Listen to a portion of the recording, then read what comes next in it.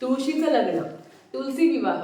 आपल्या हिंदू धर्मामध्ये तुळशीला अनन्यसाधारण महत्व आहे आणि आपल्याला भाग्य मिळालं आहे की आपण आपल्या दारासमोर तुळशीचं लग्न लावू शकतो. ह्या वर्षी 13 नोव्हेंबर 2024 वार बुधवार ते अगदी 15 नोव्हेंबर 2024 म्हणजेच 13, 14, 15 या 3 दिवसामध्ये तुम्हाला तुळशीचं लग्न लावायचं आहे. आता हे तुळशीचं लग्न 3 दिवसामध्ये प्रदोष काळी आपल्याला लावायचं असतं, म्हणजे संध्याकाळच्या काळी तुळशीचं लग्न आपल्या दाराभोवती, अंगणाभोवती, म्हणजे जिथे दार आहे, आता ज्याचे फ्लॅट सिस्टीम आहे ते त्यांच्या गॅलरीत किंवा अगदी घरात किंवा आपण आपल्या केंद्रातही तुळशीचं लग्न साजरी करत असतो.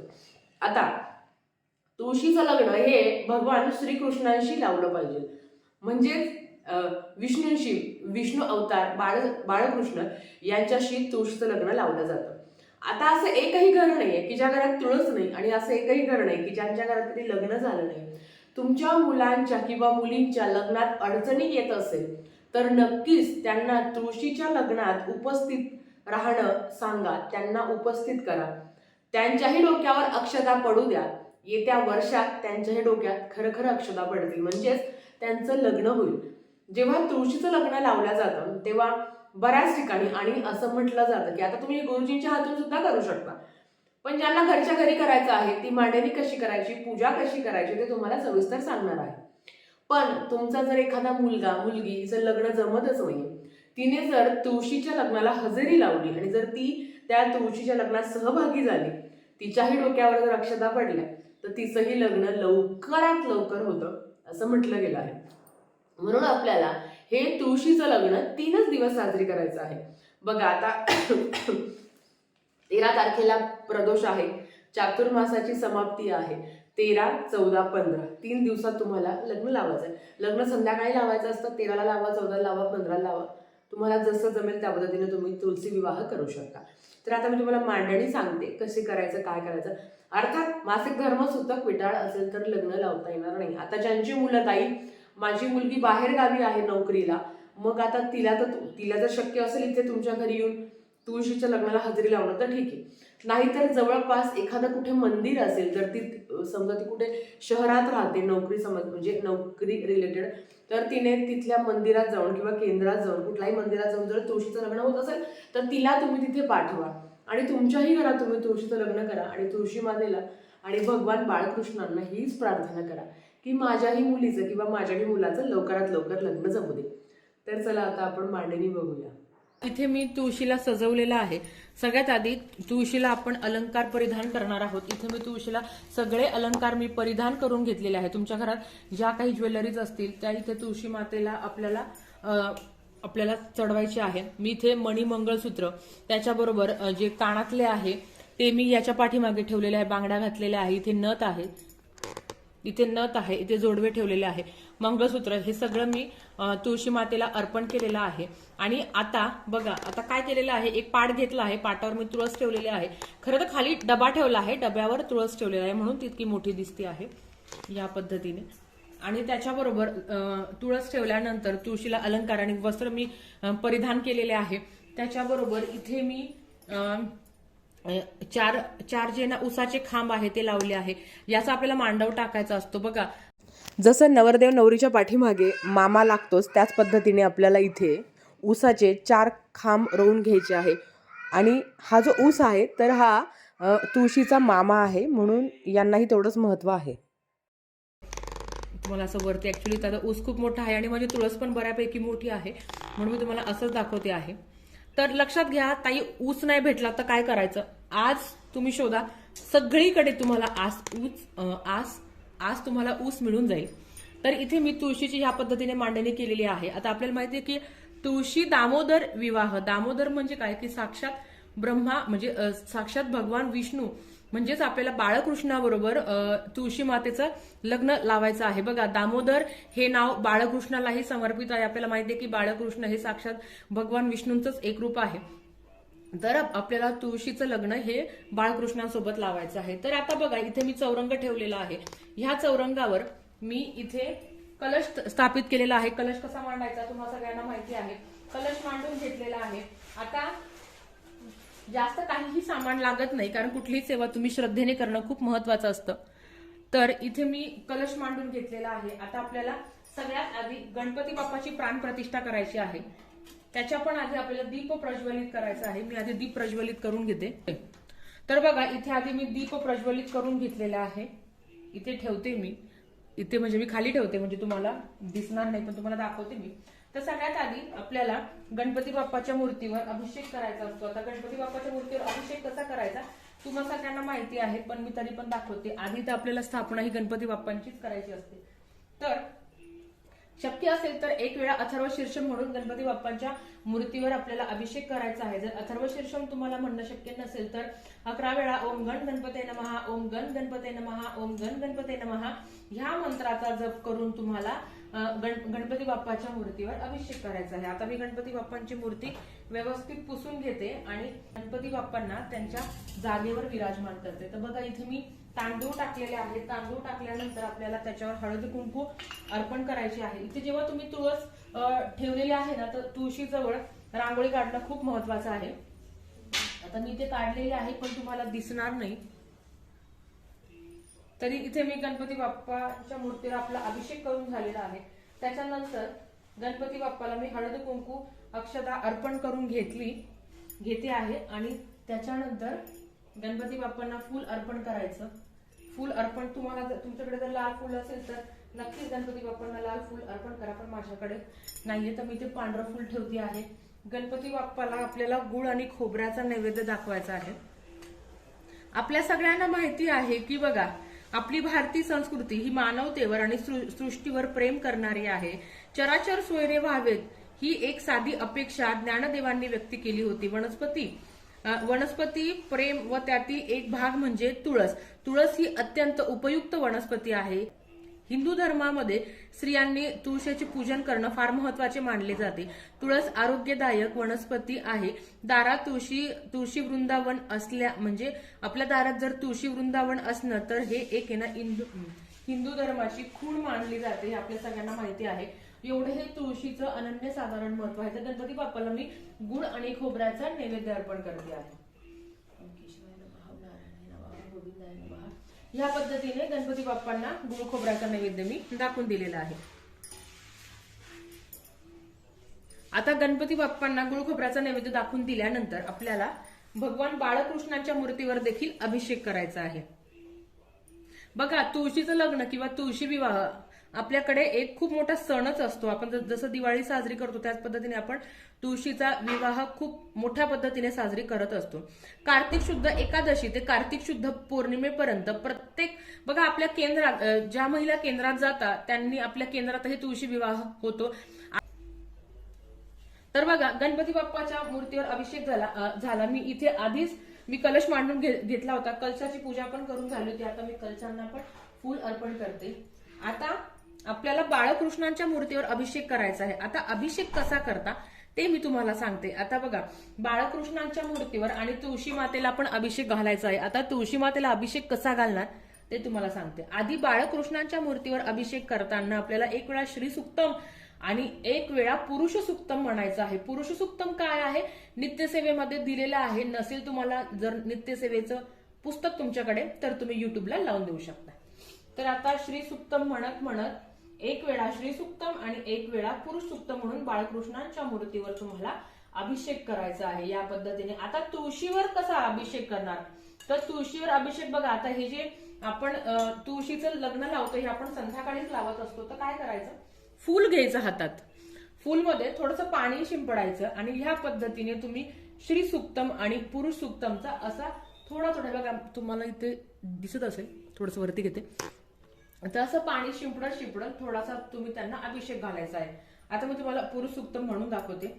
हरिओम अनंत शीर्षे अनंत चक्षु अनंत पद्धारी चराचरातनी व्यापनी उल्लाद दशांबते श्रीहरी महापुरुष हा त्रिकालात्मा देवांचा देव अजन्मा परे सोडून यावे रक्षणार्थ ठाव दृष्टी जगत हे महिमा त्यांची एकची पद्मात्र. ह्या पद्धतीने तुम्हाला तुळशी मातेवर पण अभिषेक करायचा आहे आणि बाळकृष्णांच्या मूर्तीवर पण तुम्हाला अभिषेक करायचा आहे. आता बघा, बाळकृष्णांच्या मूर्तीवर अभिषेक करून झाल्यानंतर इथे नवरी तर नटलेली आहे. आपल्याला आता नवरदेवांनाही तेवढंच छान पद्धतीने सजवायचं आहे. तर काय करायचं, तुमच्याकडे बाळकृष्णांना जे कपडे असेल तर अर्थात त्यांना सुंदरपैकी तुम्ही कपडे परिधान करा. इथे मी तुम्हाला, इथे हा जो जागा आहे तर इथे तुम्हाला स्वस्तिक काढून घ्यायचं आहे. तांदळाने स्वस्तिक काढून घ्या. मी इथे स्वस्तिक काढून घेते आणि मग तुम्हाला दाखवते. तर बघा इथे मी स्वस्तिक काढलं आहे. आता त्या स्वस्तिकवर मी हळद कुंकू अर्पण करते आणि त्याच्यावर तुम्हाला बाळकृष्णांची मूर्ती ठेवायची आहे. आता बाळकृष्णांच्या मूर्तीला मी आधी वस्त्र परिधान करून घेते आणि मग आपण त्यांना त्यांच्या जागेवर ठेवूया. तर तुम्ही इथे बघा, मी सुंदर असं बाळकृष्णांनाही सजवलं आहे. कारण नवरी सजली तर अर्थात नवरदेवांनाही आपल्याला सजवायचं असतं. तर तुमच्याकडे असं वस्त्र असेल छोटंसं, ज्याला आपण लोडं म्हणतो, तर असं इथे ठेवायचं आहे.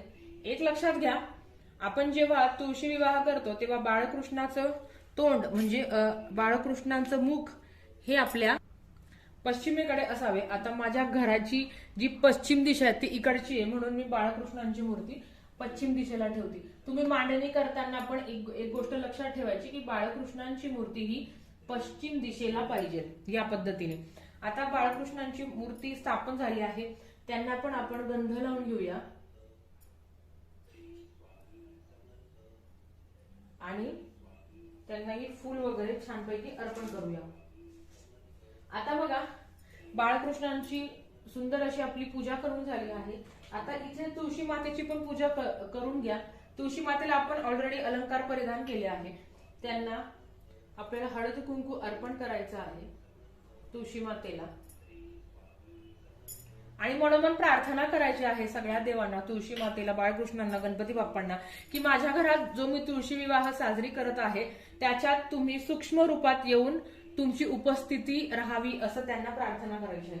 तुमच्या घरात अत्तर असेल तर नक्कीच तुम्ही बाळकृष्णांना आणि ज्या आपल्या तुळशी माता आहे त्यांना तुम्हाला अत्तर लावून घ्यायचं आहे. आता मी फक्त इथे तुळशी मातेच्या जे वस्त्र आहे त्यांना मी अत्तर लावून घेते आहे आणि इथे भगवान बाळकृष्णांना पण मी अत्तर लावून घेते आहे, या पद्धतीने. आता बघा, इथे आपली मांडणी आणि पूजा झालेली आहे. नवरदेव नवरी असल्या तर अर्थात मंडोळ्या येणं स्वाभाविक आहे. मंडोळ्याशिवाय लग्न होत नाही आणि आपल्या म्हणजे मराठीमध्ये तर मंडोळ्यांना खूप महत्व आहे. तर मी दोघांसाठी पण सुंदर अशा मंडोळ्या आणलेल्या आहेत. आता बाळकृष्णांना मंडोळ्या बांधू शकत नाही कारण बाळकृष्ण खूप छोटेसे आहे आपले, पण मी त्यांची मंडोळी इथे ठेवून देणार आहे. आणि मी नक्की सांगेल मंडोळ्या पाहिजे बरं का.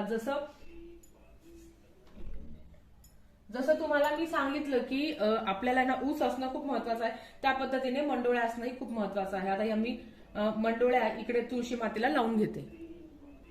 तर तुम्ही इथे बघा, मी तुळशी मातेला देखील मंडोळ्या लावून घेतल्या आहे. आता हे झाल्यानंतर काय येतं, तो नैवेद्य. एक लक्षात घ्या, तुम्ही इथे 5 प्रकारची फळं ठेवता आहे चालेल, पण ह्या दिवशी आवळा आणि ज्या चिंच आहे या नैवेद्याला खूप महत्व आहे. बघा इथे आवळा आणि चिंच तुम्हाला इथे दिसत असेल, तर मी या नैवेद्यामध्येच आवळा आणि चिंच ठेवून घेते आहे, किंवा दुसऱ्या एका डिश मध्ये ठेवलं तरी चालेल ना. याच्यातच आवळा आणि चिंच ठेवून घेते आहे. आवळा आणि चिंच नैवेद्याला असणं खूप महत्वाचं आहे. बऱ्याच गावात 5 आवळा आणि 5 चिंच, प्रत्येक समाजात प्रत्येक गावात आपलं वेगवेगळं असं महत्व असतं, पण तुम्ही एक आवळा किंवा एक चिंच ठेवली तरी चालेल. आणि खाली बघा, इथे मी तुळशी मातेसाठी ओटी देखील ठेवलेली आहे. ओटीचं सामान आहे, याच्या शृंगार आहे, त्याच्याबरोबर जोडवे आहे, जे काजळ आहे, लिपस्टिक आहे आणि इथे ब्लाउज पीस आहे, मंगळसूत्र आहे आणि एक नारळ ठेवलेला आहे. या पद्धतीने आपल्याला तुळशीची ओटी भरायची आहे. त्याच पद्धतीने बघा, आता आपण नैवेद्य ठेवलेला आहे. नैवेद्यामध्ये नैवेद्य ठेवल्यानंतर लायांचा नैवेद्य देखील दाखवायचा असतो. बघा इथे मी लाया घेतलेला आहे, तर लायांचा नैवेद्य देखील तुम्ही थोडासा दाखवायचा असतो आणि हा नैवेद्य तुम्हाला तुळशी मातेंना आणि बाळकृष्णांना अर्पण करायचा आहे. आणि नैवेद्य ठेवताना तुम्हाला याच्यावर तुळस ठेवायला विसरू नका. तुळस ऑलरेडीच विकत मिळते किंवा तुम्ही तुळस आदल्या दिवशी तोडून घ्या. जेव्हा तुळशी विवाह जेव्हा तुम्ही करत असता तेव्हा तुम्ही तुळस तोडू नका. आता बघा, मंडोळ्या झाल्या. आता येतं ते अंतरपाठ आणि मंगलाष्टक. आता मंगलाष्टक तर मी तुम्हाला काही म्हणून दाखवत नाही, तुम्ही तुमच्या घरात युट्यूबला लावून तुम्ही मंगलाष्टक म्हणू शकता. आता अंतरपाठ तर धरायला पाहिजेलच. आपण प्रत्येकाच्या लग्नात ह्या सगळ्या गोष्टी केलेल्या असेल. आता आपल्या लग्नाची आठवण होत असेल आपल्याला, तर बघा इथे मी अंतरपाठ असं ठेवलेलं आहे. ह्या पद्धतीने असं अंतरपाठ ठेवायचं आहे. आणि लक्षात घ्या, घरातल्या सगळ्यांनी आपल्याला उपस्थित राहायचं आहे तुळशी विवाहासाठी. फक्त घरातल्या स्त्रीनेच ह्या सगळ्या गोष्टी करायच्या नाही, घरातल्या सगळ्यांनी तिथे उपस्थित राहणं खूप महत्वाचं आहे. तर इथे मी अंतरपाठ धरायचं आहे. अंतरपाठ धरल्यानंतर छानपैकी मंगलाष्टकम तुम्हाला म्हणायचं आहे. ज्या तुम्हाला काही गाणी वगैरे येत असेल तर तुम्ही म्हणू शकता. हे झाल्यानंतर हे बघा, मी तुम्हाला इथे दाखवते. तर मी इथे अंतरपाठ धरला आहे. मंगलाष्टकम म्हटल्यानंतर तुम्हाला गणपती बाप्पाची आरती करायची आहे, बाळकृष्णांची आरती करायची आहे. त्याच्याचबरोबर जर तुम्हाला तुळशी मातेची आरती येत असेल तर ती पण तुम्हाला आरती करायची आहे. कुठलीही सेवा करताना मनात श्रद्धा आणि भाव असणं खूप महत्वाचं असतं. आणि तुळशी माता आपल्याला माहिती आहे, घरात येणारं प्रत्येक विघ्न तुळशी माता स्वतःवर घेत असते आणि आपल्या परिवाराला प्रत्येक संकटातून ती वाचवत असते. म्हणून आपल्या घरात तुळस असणं आणि खूप महत्वाचं आहे. आणि प्रत्येक घरात, तुमचं रेंटचं घर आहे, तुमचं स्वतःचं आहे, काही पण असो, तुम्हाला तुळशीचं विवाह करायचा आहे. आणि काही कारणाने नसेल शक्य, तुमची इच्छा आहे की नाही मला माझ्या तुळशीचं पण लग्न लावायचं आहे, जर जिथे सामूहिक विवाह म्हणजे आता केंद्रात असतो किंवा जसं मी तुम्हाला सांगितलं की संध्याकाळी संभाजी स्टेडियमवर पण आहे, मला शक्य असेल तर मी नक्की जाणार आहे. तर तिथे पण जाऊन तुम्ही तुमची तुळस घेऊन जाऊ शकता आणि तिथे तुम्ही त्यांचं लग्न लावू शकता. मंगलाष्टकम म्हणताना जेव्हा दोन जण अंतरपाठ धरतात तेव्हा आपल्याला ज्याला आपण अक्षदा म्हणतात, तर अक्षदा तुम्हाला घ्यायचे आहे. तर अक्षदा ह्या पांढऱ्या नसाव्या, लाल किंवा पिवळ्या करून तुम्हाला घ्यायच्या आहे. आणि जेव्हा मंगलाष्टकम म्हणतो तेव्हा ह्या पद्धतीने बाळकृष्ण आणि तुळशी मातेवर तुम्हाला अक्षदा अर्पण करायचे आहे. अतिशय साध्या पद्धतीने आपल्याला तुळशीचं लग्न साजरी करायचं आहे. पण तुळशीचं लग्न हा सुद्धा एक खूप सुंदर असा सण आहे जो आपल्याला म्हणजे हिंदू माणसांना लाभलेला आहे. तर मी सगळ्या माझ्या महिलांना नक्कीच विनंती करेल की हो, तुम्ही ही तुळशीचं लग्न याच पद्धतीने. तर बघितलं तुम्ही, अतिशय मंगलदायी सोहळा आपल्याला आपल्या घराच्या भोवती साजरी करायचा आहे. काहीच याला खर्च लागणार नाही, आनंद आपल्याला खूप जास्त मिळणार आहे. मंगलाष्टक म्हणायचं आहे, गुरुजींच्या हातून केलं तर ठीक आहे, नाहीतर आपल्या शेजार बाजारच्या मावशी वगैरे सगळ्यांनी गोळा व्हायचा आणि छानपैकी तुळशीचं लग्न पार पाडायचं.